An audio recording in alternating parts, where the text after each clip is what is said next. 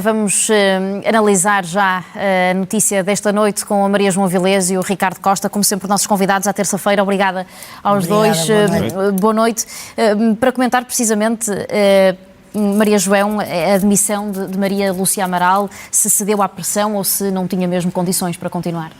Não, ela achou que não tinha condições, eu não tenho informação de dentro, mas sou levada a crer por uma questão de observação e de conhecimento das coisas, do que foram estas últimas semanas para ela, que foi ela que pediu a admissão. Ela entendeu, percebeu, e as idas ao terreno constataram e aumentaram-lhe cimentaram essa sua impressão de que ela não tinha mesmo condições. E qualquer dia, qualquer medida que ela viesse a tomar, ou decisão que viesse a tomar, era primeiro ultrapassada pela deficiente comunicação com que a tinha comunicado ou com que a tinha transmitido. E, portanto, eu penso que ela se metiu, fez muito bem, sobretudo porque há aqui uma coisa que é preciso salvaguardar, que é a seriedade indiscutível do seu perfil e o currículo magnífico que ela tem noutra área que não é nas outras áreas que não é governativa. Portanto, eu gostava que isto ficasse aqui claro, que se trata de uma senhora com um currículo invejável e percebo que o Primeiro-Ministro não podia deixar de aceitar a admissão. Mas há uma coisa que eu quero dizer. Houve aqui, ambos cometeram, de certa maneira, um erro, ou tiveram a responsabilidade no desenrolar da ação da Ministra. Luís Montenegro, ao escolhê-la, era óbvio que um profissional da política como é Luís Montenegro, que é um indiscutível profissional da política, podia ter-se apercebido, intuído, constatado, falado com pessoas que ela não era uma boa comunicadora. Até por causa do perfil da ministra anterior. Atenção, já é a segunda ministra, exatamente, com perfis relativamente parecidos para o cargo, não é? Sim, mas Ricardo, sobretudo, via-se que era uma pessoa que iria a ser atirada para um terreno de bombeiros, de polícias, de proteção de civil, de cenários, não direi de guerra, mas quase parecido agora nestes últimos dias, e que ela não tinha nada a recomendava. E depois houve uma pequena parte de responsabilidade, penso eu, e a senhora ex-ministra que me perdoe se estou a exagerar, também da parte dela, porque ela é dona de um excelente currículo. O que é que a fez pensar, isto agora é uma suposição, o que é que a fez pensar que se daria bem com a vontade, com a segurança, não é o à vontade, a segurança necessária para enfrentar muitos cenários masculinos muito ligados a Forças Armadas, a bombeiros, a pessoas com características próprias, que muito longe do universo dela. Vou também perguntar ao Ricardo a tua leitura sobre esta admissão de Maria Lúcia Amaral. A saída era inevitável. Aqui sai, enfim, por decisão própria, claramente no momento em que o Primeiro-Ministro deveria estar a esperar mais algum tempo, portanto, por isso é que ele tem que assumir transitoriamente a pasta, não faz nenhum sentido o Primeiro-Ministro ser Ministro da Administração Interna, a não ser que seja uma situação transitória, e porque obviamente este não era o calendário... Que foi surpreendido? Terá sido surpreendido, não pela decisão, mas pela decisão de sair hoje e não conseguiu convencer a ficar nem mais um dia e, portanto, teve que assumir transitoriamente a pasta, o que não é uma boa solução e, portanto, vai ter que encontrar um ministro ou uma ministra da Administração Interna. Sendo que o perfil dos ministros da Administração Interna em Portugal está mais do que traçado. Toda a gente sabe, em qualquer partido, o que é que ali funciona ou o que é que não funciona. Pois há coisas que podem correr mal. Estamos a falar, como a Maria João já disse, e não quero estar a repetir, é uma pasta que lida com uma série de corporações altamente hierarquizadas, não são militares, mas são altamente hierarquizadas, que vai desde a polícia aos bombeiros à proteção civil, que lida com crises muito agudas, nomeadamente o tema dos fogos, é o tema mais recorrente em Portugal, mas como estas situações que nós vimos, ou outras do género. E só funcionam ali dois tipos de políticos ou políticas. Ou pessoas que tenham uma grande, uma grande capacidade política, quase chamados políticos bulldozer, e que têm uma grande autoridade política, que já têm carreiras perfeitamente não era o caso. muito Estás conhecidas. A ver algum nome agora? Deixa-me só acabar. Sim. Ex-presidentes de Câmara. que sejam, porquê? Porque os presidentes de Câmara, ou presidente, podem ser tanto homens como mulheres, e eu não concordo, não por ser uma área, mas como dá muitos homens, é perfeitamente possível haver uma ministra da Administração Interna. Paulo Fernandes, que foi para a estrutura de missão da região centro. Sim, não sei se seria, acho que ele foi o Paulo Fernandes, que era o ex-presidente da Câmara do Fundão, é bem escolhido para aquela missão, não sei se para mais serviria, é uma coisa diferente, mas um ex-presidente de Câmara, porquê? Porque apesar de tudo estão muitas vezes já habituados a trabalhar com estruturas de proteção civil, com os bombeiros, com as polícias, sobretudo em grandes câmaras, e este Primeiro-Ministro já nomeou presidentes de Câmara para tudo e mais alguma coisa, ex-presidentes de Câmara do PSD, para a lista de eurodeputados, para secretários de Estado, de facto, não sei, enfim, é normal nos governos de grandes partidos como o PS ou o PSD, tem sempre muitos autarcas, e, portanto, se há coisa que o Luís Montenegro conhece bem é os autarcas ou os ex-autarcas do seu partido, e, portanto, é relativamente fácil encontrar, agora pode mover um ministro para aquela pasta ou entregar a uma pessoa com este perfil. Vale a pena, só para terminar, não vale a pena tentar pessoas com um perfil académico ou um perfil mais teórico. A ministra anterior, a ministra já anterior, a Margarida Velasco, era também uma juíza com uma carreira, quer nos tribunais, quer na política, bastante conhecida, tinha sido inspetora-geral da Administração Interna, conhecia a pasta, mas perante situações de crise é muito difícil lidar com situações como as dos fogos ou com situações como estas, a não ser pessoas que sejam um bocadinho todo o terreno ou que tenham uma capacidade que é o mais importante para as populações, que é o transmitir segurança. É a coisa mais, depois de um desastre que não é evitável, o que é mais importante é transmitir segurança e eficiência. Não conseguia. Vamos, entretanto, dando conta de reações a esta demissão de líderes políticos e líderes partidários. É o caso de André Ventura, líder do Chega, que reagiu nas redes sociais. Escreve que a demissão é a prova da incapacidade do governo em gerir todas as adversidades que o país tem enfrentado, desde os incêndios ao recente fenómeno das tempestades. É um falhanço evidente de Luís Montenegro, que da saúde à administração interna vai perdendo o controlo do governo. Quanto mais tempo vai demorar até serem resolvidos os outros erros de casting deste governo? Pergunta André Ventura. Maria João, não sei se ainda quer dizer mais alguma coisa sobre Maria Lúcia Amaral. Não, acho que por mim já disse, já elogiei o currículo dela e e também já elogiei o seu sentido de... Uma ótima provedora de justiça, é uma professora de direito... E elogiei a sua saída no sentido em que achei que ela fez muito bem em ter pedido ela a admissão. Até quando pode Luís Montenegro ficar transitoriamente com a pasta? Poucos dias, mas acho que a esta hora, por exemplo, ele deve estar reunido com alguns dos seus pares para escolher alguém, evidentemente. Há um tema agora, sobretudo nesta altura. Sim. O que aqui, obviamente, esta saída, que não é inopinada, mas vai contra o calendário que o Primeiro-Ministro tinha na sua cabeça, é... ele, algures, não estou a dizer que é agora, até porque normalmente quando se arrisca essas questões de remodelações normalmente falha-se, mas algures o Primeiro-Ministro vai ter que fazer uma remodelação. Pode não ser agora, ser mais à frente, vai ter Teria gostado que esta se incluísse. Vai ter que fazer. E era mais natural que fosse incluída. E agora, provavelmente não o consegue fazer e vai ficar na mesma com a necessidade de fazer uma remodelação.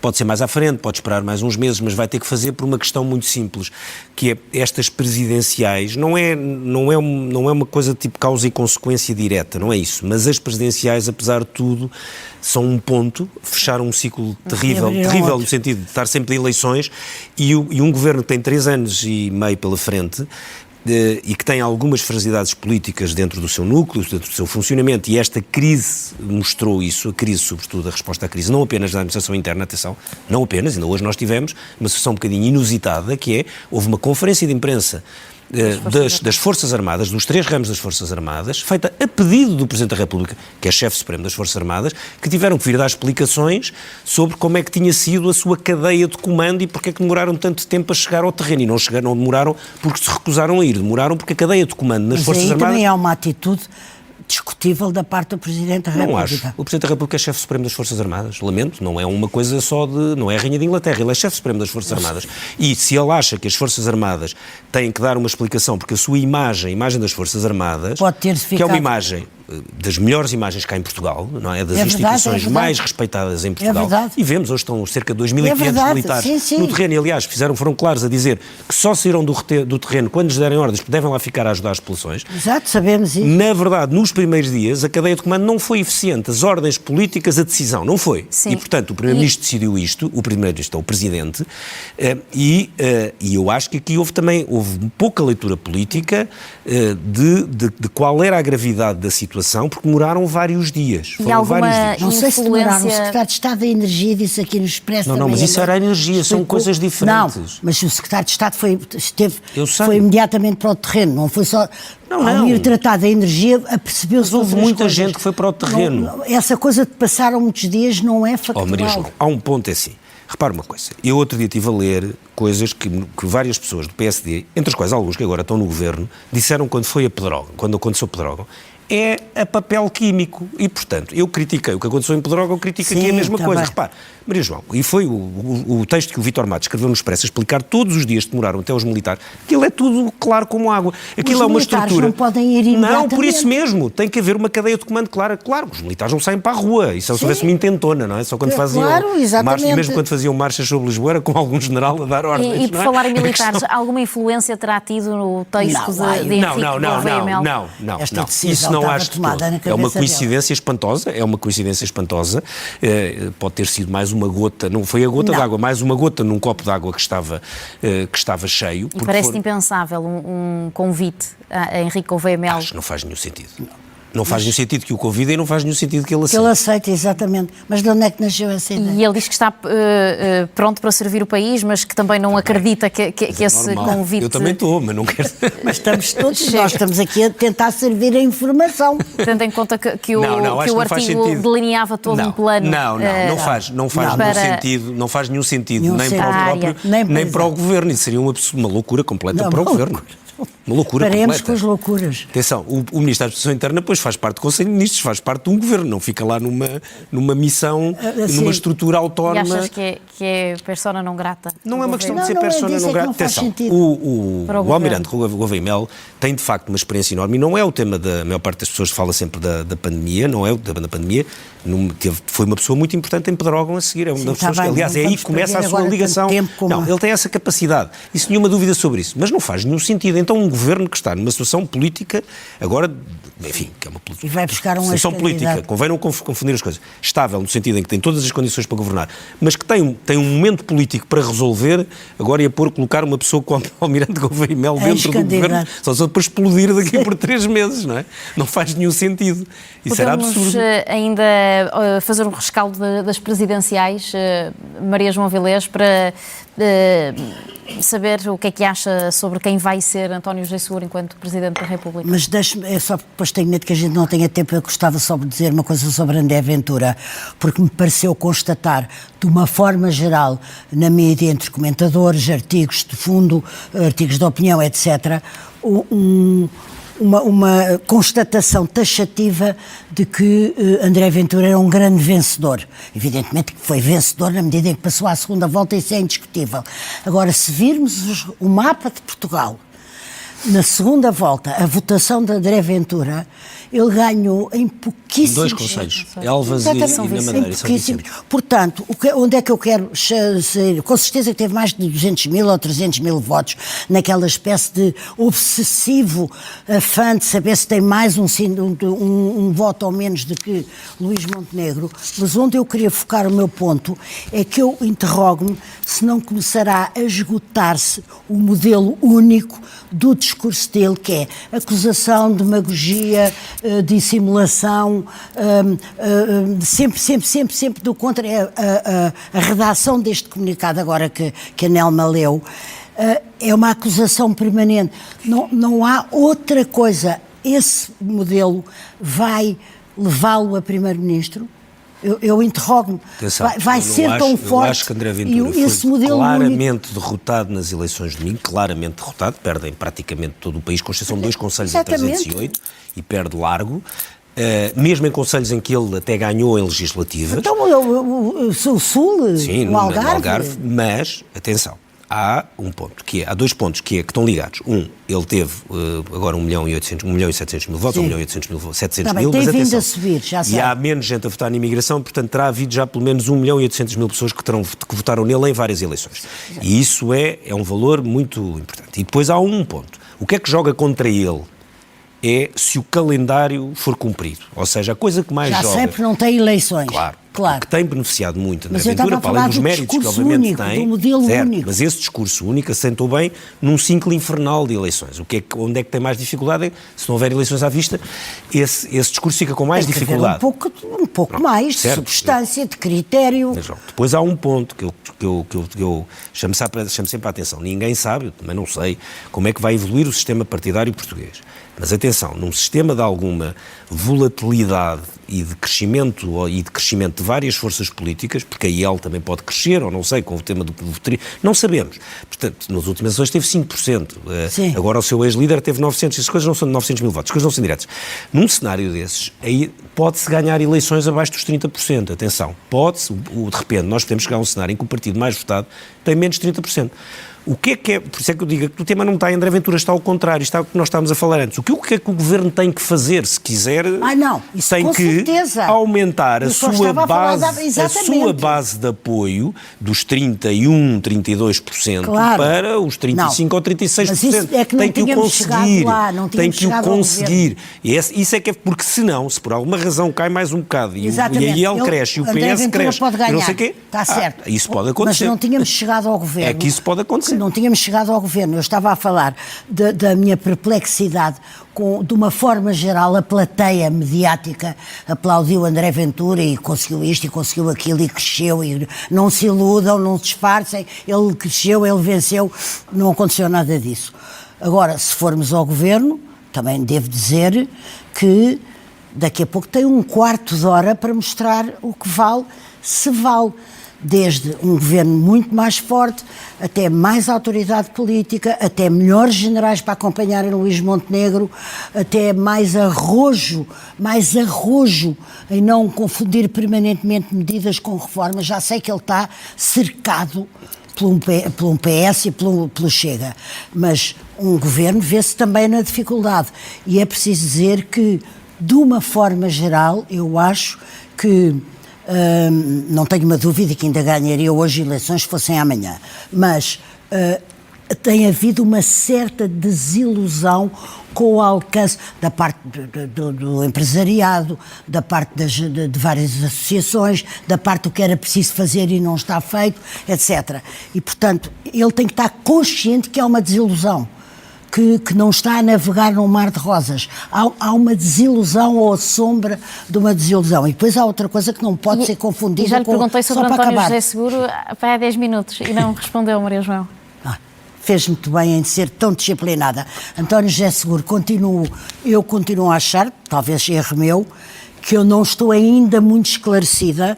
Ou seja, o discurso dele foi um discurso bem construído, bem lido, com uma bela apresentação, anteontem, não foi ainda muito elucidativo sobre os pontos cardeais ou sobre os mandamentos ou sobre as grandes propostas daquilo que ele entende pelo cargo de Presidente de Chefe de Estado. Há uma coisa que eu aguardo com muita expectativa, que não deve ser para já, e que é muito sinalizadora, que é o tipo de pessoas que ele vai, a experiência, a qualidade, o critério das pessoas que ele vai escolher para a Casa Civil. Podem ser muito indiciadoras de quais caminhos, quais comportamentos, quais direções, etc. E, portanto, evidentemente que gostaria de estar mais esclarecida sobre poder descrever aqui aquilo que penso que seja o mandato dele em função daquilo que ele indicou. Não acho que ele tenha dado grande luz, não sei se o Ricardo acha. Eu acho que a experiência mostra-nos que todos os presidentes olham para a presidência até hoje de uma forma um bocadinho diferente, tentando dar-lhe um cunho pessoal. E Anos foi muito diferente de Soares foi muito diferente de Sampaio foi muito diferente de Cavaco Silva foi muito diferente de Marcelo Rebelo de Sousa, e todos eles tiveram... deixaram a sua marca na presidência. E eu acho que António José Seguro fará exatamente o mesmo, ou seja, ele deixará a sua marca. Sim, mas só sabemos que vai ser presidente de todos os portugueses. Há uma diferença que a sua presidência em relação às anteriores, é que ele é o primeiro presidente que inicia o mandato num sistema partidário claramente diferente do que existiu nos 50 anos anteriores. Já começou com Marcelo Rebelo de Sousa, mas este é o primeiro presidente que entra na presidência da República já com um sistema partidário diferente e sabendo que com alguma probabilidade terá mais governos minoritários ou então governos de coligação, alguns deles inéditos, ou acordos... Mas ele disse mais que uma vez, não será por mim que esta legislatura não será. E não será. Talvez. E, portanto, numa situação dessas, eu não me espantaria que o Presidente fosse mais afirmativo do que a maior parte das pessoas estão à espera. Não quer dizer que se intrometa demasiado... Acha que... Sim. Ele não é um afirmativo de caráter. Mas eu acho que pode ser um presidente mais afirmativo do que a maior das pessoas. Porquê? Porque as circunstâncias são essas. Ou seja, independentemente da natureza... Vão ditar atenção, isso. A natureza, não é que a natureza do António José Seguro tenha mudado, não é isso? Ele não andou a a natureza política para mudar a natureza. Mas a natureza política é diferente quando António José Seguro era ministro ou secretário de Estado ou deputado, desde 1989 até 2014. O que é notável aqui, evidente que ele foi eleito pelo centro-direita, porque as contas não davam para ser só pela esquerda e extrema-esquerda.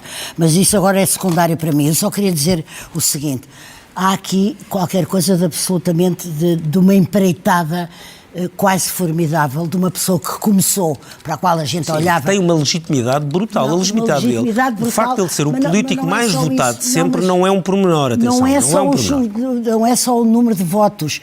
Eu não me estava a referir, estava-me a referir a uma coisa ainda mais, para mim, mais importante. Foi a maneira como ele saiu sozinho, partiu sozinho, esteve sozinho. Não, nunca tínhamos visto. Não. Porque Marcelo tinha o país todo inteiro atrás dele. O país estava preparado, sabia, tinha estado na comunicação, na televisão durante anos e anos, era popularíssimo. Não tem nada a ver. Não tem nada a ver, nem com nenhum dos anteriores. Esta foi uma solidão muito interessante de um ponto de vista político. Ele meteu-se àquilo sozinho, de facto. Indiscutivelmente. E confiou. E não vacilou durante a campanha toda, que para mim é o grande mérito político e também de comunicação, é ter-se feito uma linha com um ou dois pequeníssimos erros pelo caminho, erros na minha boa opinião, que foi um bocadinho este último debate que não foi espetacular, foi fraco. Não foi. E foi aquela um lapso durante a campanha, numa entrevista ao público, foi uma campanha sem, não há nada a assinalar, que é uma coisa absolutamente espantosa. Então é mérito do próprio... isso é indiscutível. É mérito. E não uma rejeição ao o guião adversário. que ele próprio criou, não foi ninguém que criou por ele, isso tenho a certeza absoluta do que estou a dizer, e não cedeu, obviamente, a várias pessoas que o terão, ao longo do caminho, tentado aconselhar a fazer uma guinada mais para aqui ou mais para lá. Sou eu que faço as minhas nomeações. Na noite da primeira volta disse uma coisa muito importante no Centro Cultural das Caldas da Rainha, sítio que eu conheço muito bem, disse, sou eu que me encarrego das minhas nomeações. Aí foi afirmativo politicamente e mostrou uma distância em relação ao PS. Acho que há áreas ou temas ou fases em que vai ser mais afirmativo que as pessoas estão à espera e eu acho que isso, por mais contraintuitivo que pareça, pode ser bom para o Governo. Ou seja, eu acho que o Governo pode ganhar em ter um polo com um bocadinho mais de atrito, não é muito atrito, não pode ser, porque isso torna as coisas... Ou de exigência. Um bocadinho mais de exigência e de atrito com o Presidente da República pode ser intriga. Mais interessante do ponto de vista... Intriga, não tinha atritos, tinha mas intriga. mais do que isso, o principal problema é que para o Governo, o Presidente da República, Marcelo, era alguém que estava a terminar o mandato. E é completamente diferente. Quando Marcelo vai com o Dr. António Costa de avião, não sei, da para B de Bruxelas para Estrasburgo e diz que divertimos muito, conversámos muito, até nos ocupámos um bocadinho, não sei o que, dos dois Luíses, é o cúmulo do desprezo. Luís Montenegro, Luís Marques Mendes, não se pode ser mais desprezível. E ele era presidente...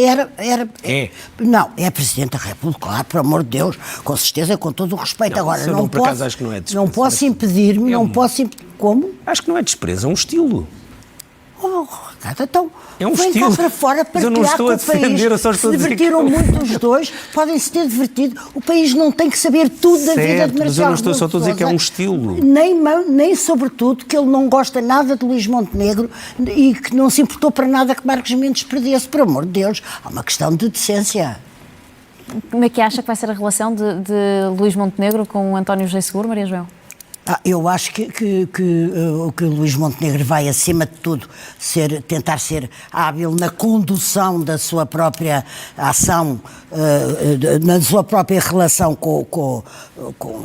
comedido, sério, igual também ele próprio na relação com o Presidente. Estou mais expectante sobre como é que vai ser a relação do próximo Presidente da República com o Governo, se ele diz eu vou ser realmente independente a olhar para todos os partidos, se vai ser realmente não conflituoso.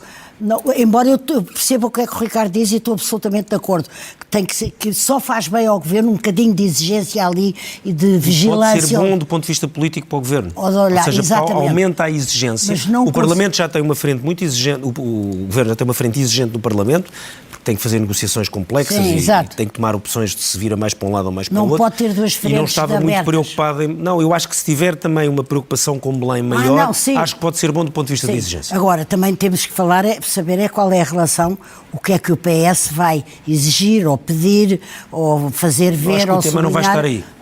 Acho que o tema não vai estar aí. Acho que o tema vai estar muito mais entre o Presidente da República, o Governo e a relação institucional com a Assembleia da República, que é indireta neste caso, nomeadamente num ponto, que é uma coisa que tem estado congelada, que é, há uma série de nomeações para fazer, importantes na arquitetura do Estado, ou seja, agora vai haver um novo Conselho, um Conselho de Estado muda bastante agora, não é? Portanto, é preciso o Presidente indicar pessoas, há eleições para serem feitas no Parlamento para o Conselho de Estado, não é? Pedro Nuno Santos ainda é membro do Conselho de Estado, uma coisa que o próprio diz não faz nenhum sentido, não é?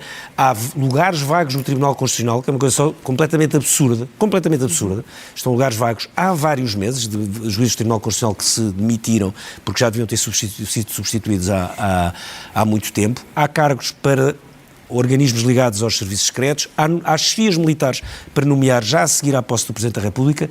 Eu acho que vai ser muito interessante perceber como é que isso vai ser feito num quadro que é politicamente novo, ou tem menos de um ano, e com um Presidente da República novo. E, portanto, com o Luís Montenegro e o Presidente da República novo, os dois a terem esses encargos. E os líderes dos maiores partidos da oposição. Sim, mas é muito interessante, eu também acho que vamos ter aqui muito que falar. Muito obrigada, Maria João. Ricardo, até para a semana. Até para a semana.